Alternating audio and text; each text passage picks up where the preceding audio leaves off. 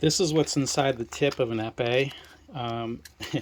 If you repair your own weapons, you're going to have a bunch of these as your blades, your weapons break. When your epee, I shouldn't have taken everything out like that, jeez. When your epee breaks, and by breaks I mean when the actual, good lord, sorry. When the actual blade breaks, the metal breaks like this, it's toast, and the wire is broken.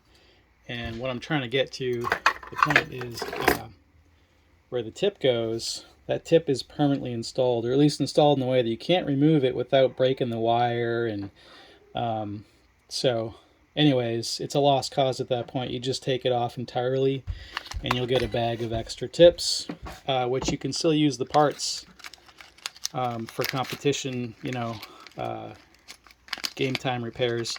So inside the tip, I think I have all the pieces here.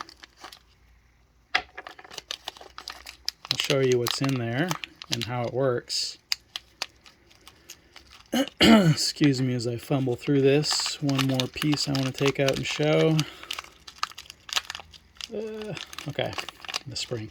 So inside the tip, when it's assembled, it's going to look like this. Plus some screws that are not in there. There's 2 screws, one on each side, that hold this all together. But when you take the screws out, what I was saying in another video is this thing just flies out because there's a spring loaded. The whole thing's spring loaded. The spring in there. So here's what the spring looks like. I've had one of these wear out. They're supposed to withstand a 750 gram weight to pass the pre-match test. So that's the one piece, and then this is the barrel, and this is the tip that goes in the barrel.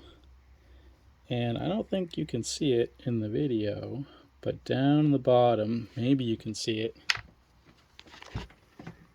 Yep, there they are. Down the bottom are contact points where if you connect those electrically together, your weapon's going to register a touch.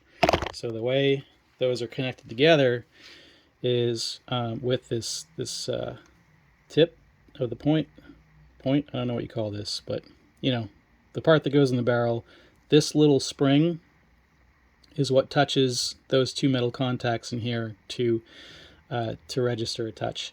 And I also mentioned in another video that you can adjust, so see that's a spring, a coiled spring. You can screw that in and out, kind of. Sometimes they get messed up because it's all held together by tension. So anyways, if you can do it without breaking the thing, you can screw that in a little bit, or unscrew that, you know, screw it out a little bit, and it'll change how much of that spring is sticking out.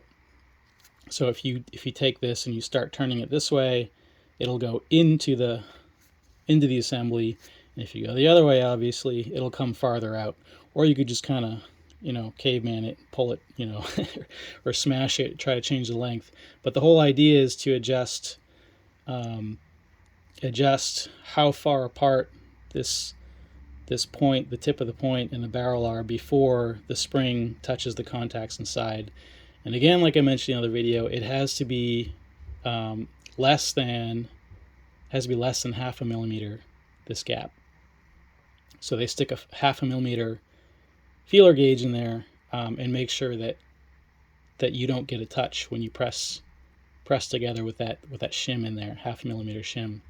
So the goal is to get this adjusted so that you're close to that, you're less than a half a millimeter gap before you get the touch. So that's it.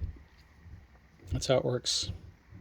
When these break, it's nice to have a bunch of extras, including the screws. I have the screws in here. They're tiny. They fly everywhere. So just save them.